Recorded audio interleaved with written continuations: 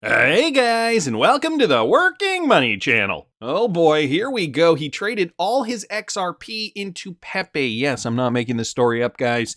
This is why I don't advise anybody to trade their XRP or to play around with meme coins. Very sad, but surely a valuable lesson. So he's posting this message that I guess he got from one of his followers. Ito, please help me. I traded all my XRP into Pepe a few days ago, hoping it would go up, but I ended up losing more than 60%. What should I do now? Sell all or wait until it goes up again? Thanks. Oh boy. Guys, don't mess around with meme coins. I don't know how many times we have to tell you this. I've got the Pepe chart up here, and I wasn't going to bring this chart up again, but I did see this tweet. So I thought to myself, yeah, I'm sure there are, a few people in the XRP community that might be doing the same kind of thing. I don't know how long you guys have been around, but I remember something similar happened back in 2019 when, other cryptocurrencies were mooning. I remember there was another coin. It was called, if I'm not mistaken, Holochain. Holochain, right, H-O-T. And at that time, this coin was surging, and people were talking about putting their, taking their XRP out because XRP wasn't really moving. Taking their XRP, putting it into Holochain. And so, if my memory serves me correctly, let me throw this on the daily here. Actually, let me just bring up the Binance chart because I know that it had been trading on Binance for quite a while here. It could have been in and around this time where we saw, this particular coin rally up. It could have been this time. If my memory does serve me correctly, it was in 2019. But everybody was talking about this coin, and, when it came back down, people were losing their shirts, similar to what's going on with Pepe. So, guys, just know what you hold. You got to be patient. No one's going to be able to predict how you can make quick money. Just bringing up the Pepe chart once again. This thing is down, and at least it has been hovering in this area here. I did see this bearish pennant formation the other day, and this is generally an indication that the crypto is going to move down. Again, right now it is down about 57.5% off that high. But guys, yeah, don't play around with your investment. At the end of the day, all cryptocurrencies will rise in a bull run, and so trading in the in the cryptos that have the real world utility, that is generally the safe bet, because not only will they rally during a spec run, they also have that fundamental value that will help preserve prices down the road. Right now, we've got XRP trading at around 42.6, so really not too much difference since yesterday. Let me bring up Bitcoin here for you guys. Bitcoin right now, zoom out on that, and Bitcoin really hasn't moved either since yesterday. As of the time of this recording, it is trading around 27,600 per coin. And as I was mentioning, even if it did come down to this level here, the $25,000 mark, it would be retesting this resistance over here and then back in here. So the resistance from February and also resistance back from August of 2022. So Bitcoin also remaining relatively stable. It is possible that we could see the bull market spark faster than we did in 2019. Michael Branch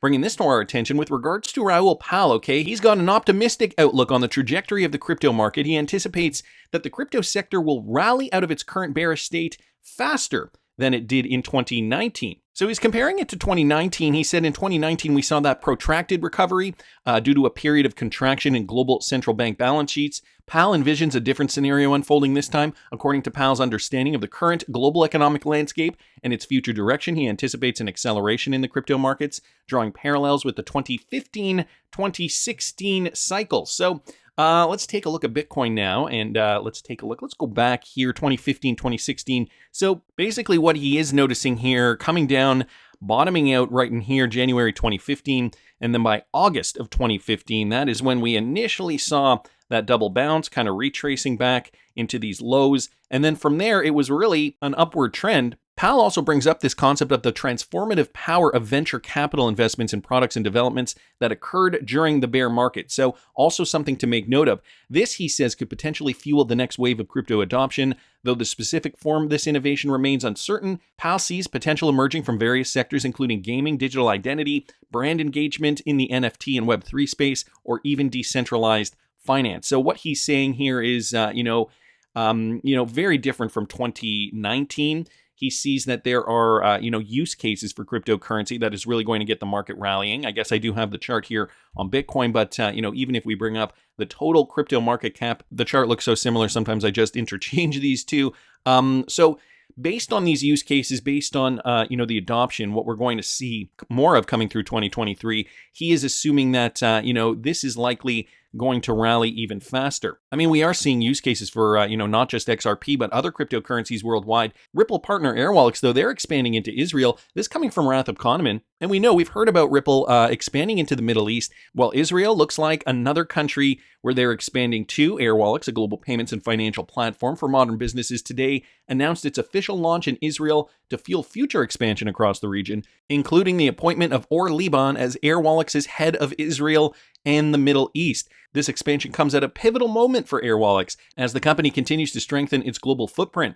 Airwallex has chosen Tel Aviv as the new location for its head office in the region due to strong customer demand and the thriving Israeli technology ecosystem. The company already serves many of Israel's leading technology businesses, including Papaya Global and OurCrowd, as well as global companies such as Shane, Contest, Plum, and Navin. So this, to me, a logical move. Airwallex, a Ripple partner. Ripple, obviously very favorable in the Middle East, and so, it only makes sense. Airwallex moving into Israel. Israel is at the forefront of tech innovation. This is a quote, by the way, and a global hub for high-growth startups.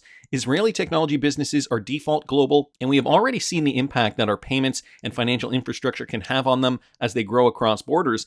I'm excited to welcome Or to the team. He will be instrumental as we supercharge our operations in Israel and the Middle East. So there you guys go. Another Ripple-enabled partnership, this time in the Middle East. Wanted to thank the Wrath of Kahneman for letting us know about that. Mike Manfield here also bringing this up with regards to Ripple partner American Express. Another company here, BR-DGE or Bridge, maybe we'll just call them Bridge, the rapidly growing payment orchestration provider, has announced a partnership with American Express to enhance open banking capabilities for merchants. So they're bringing together over 300 payment providers and technology solutions to enable merchants to optimize their payment stacks, access the latest payment innovation, and benefit from payment orchestration. This latest collaboration with American Express will enhance the merchant and consumer experience of payments by offering a secure and frictionless open banking payment solution. Complementing Bridge's work in travel and retail, American Express is enabling real-time open banking payments for leading brands via its first-to-market payment solution, Pay with Bank Transfer.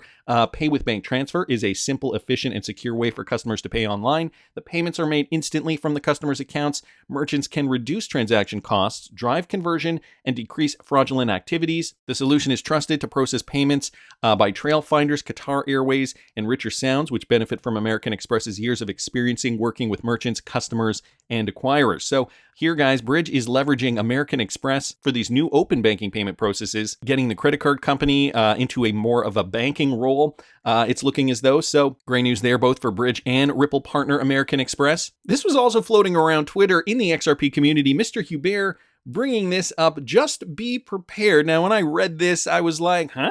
Mr. Hubert generally isn't one to post comedy or satire. Security and Exchange Commission versus Ripple Labs Dubai Inc. So this was last updated yesterday, May the 9th. But then you look at the date here and it said 2026, filed on December 22nd, 2020. So they're talking about the Ripple SEC case. But then it said last updated May 2026, Ripple Labs Dubai. None of this was making sense. So I had to look into this.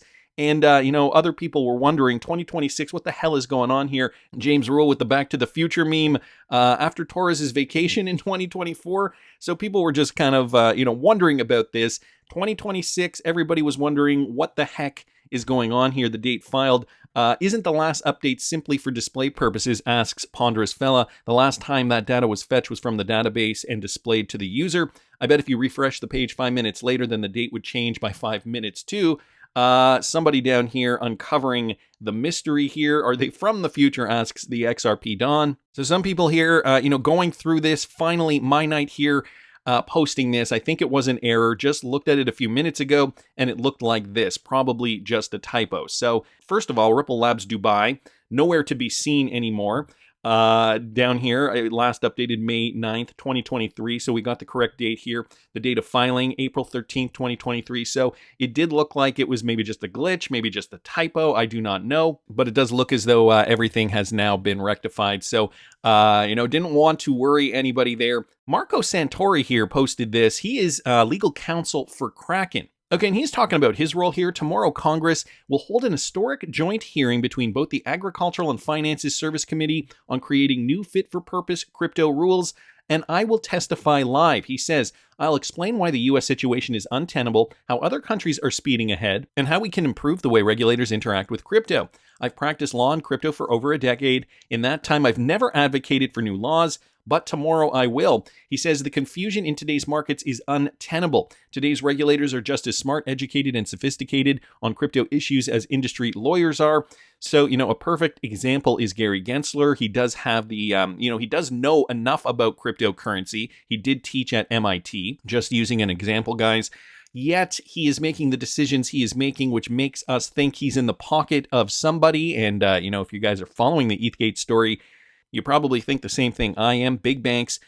He says this isn't a question of education. So he's pointing out the obvious here. It's a question of ability. Congress needs to provide regulators the tools they need to foster safe, efficient markets or to protect consumers. Today's environment of endless litigation doesn't protect consumers. It doesn't allow companies like Kraken to plan for the future. It doesn't allow us to invest, hire, or advocate time effectively. So tomorrow, he is going to go to Congress, step in and change this for the better, or at least he's going to try.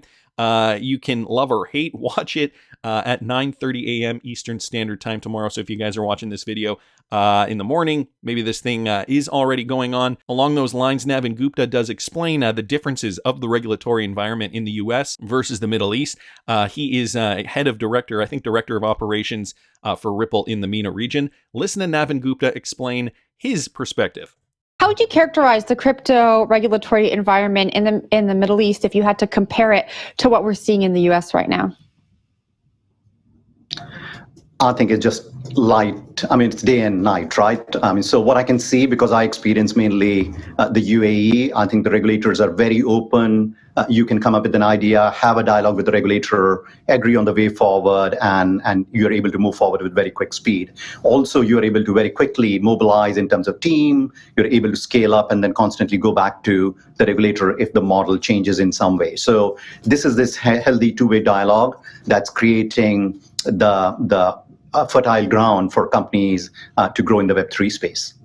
So there's actually healthy dialogue in the MENA region, if you guys can imagine. He was touching on this just as Brad Garlinghouse went to the Dubai FinTech Summit. So, consistent with what is happening in the MENA region with this Israel story, Airwallex, Ripple enabled, we can see Navin Gupta also explaining how it is different. Regs in the rest of the world are being rolled out in a different way than they are in the United States. Michael Branch here bringing this to our attention now. Paul Grewal of Coinbase, he recently went on Crypto Laws podcast, talked to John Deaton. There were a few things that we were hoping we were going to get answers to. Here's what Paul Grewal said with regards to why Algorand was not delisted like XRP. So he was on the podcast with John Deaton here, and the link for the entire podcast is embedded within this article here, and I will link this in the description of the video. So John Deaton was asking him a few questions here. Deaton further asked, so I guess they got into secondary sales, that concept of secondary sales. XRP was suspended, he says, and then we see a case against BITRUE where the SEC says ALGO is also a security,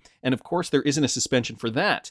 Do you understand where, as XRP hodlers, they get frustrated or even angry that they are penalized? Not that anyone wants you to delist or suspend Algorand, just what are your thoughts?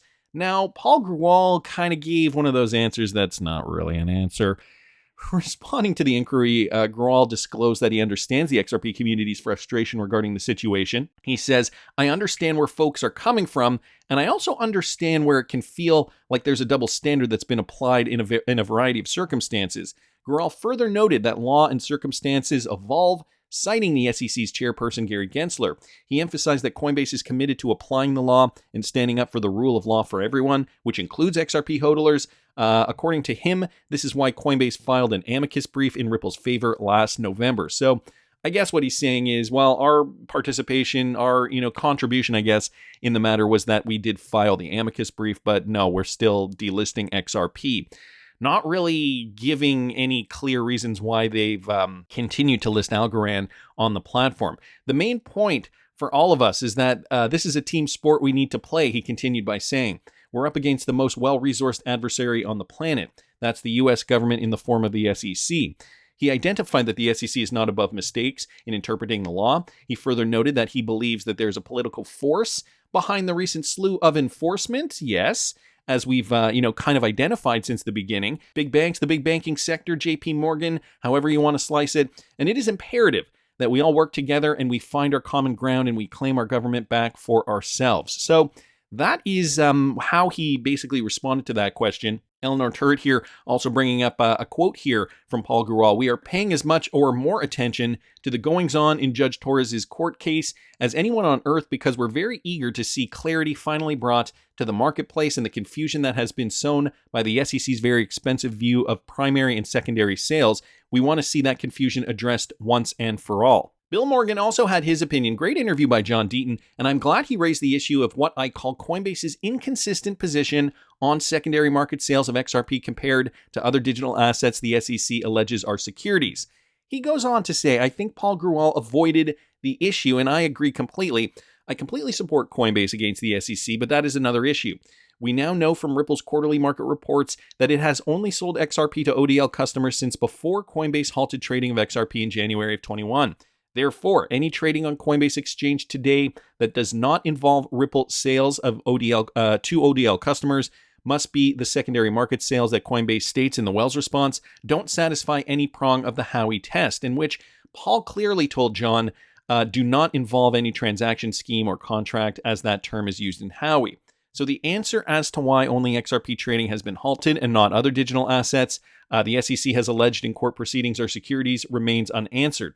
I get the arguments about duties to shareholders, etc., but that explains why trading of XRP was halted and does not explain its different treatment to other digital assets that Coinbase lists, which the SEC alleges are securities. It is just very odd and unexplained to me. I personally agree with John and Paul about secondary market sales not being investment contracts, which makes it all the more perplexing that secondary market trading of XRP, not Ripple sales, have been treated differently.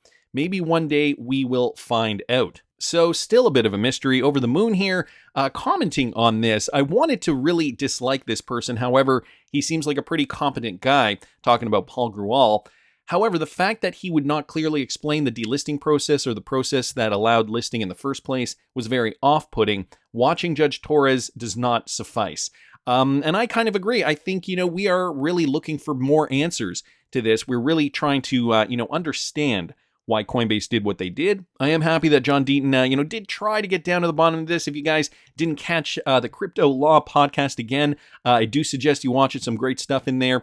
It will be embedded in this article here. Coinbase legal officer speaks on why ALGO was not delisted like XRP. At the end of the day, though, guys, we just got to keep paying attention, be patient, and please try to refrain from making these types of mistakes. That's just my opinion, but I want to hear what you guys think. Please subscribe to the channel if you haven't already. Like the video if you like the content I'm providing. I always love hearing your comments. See you in the next one, guys.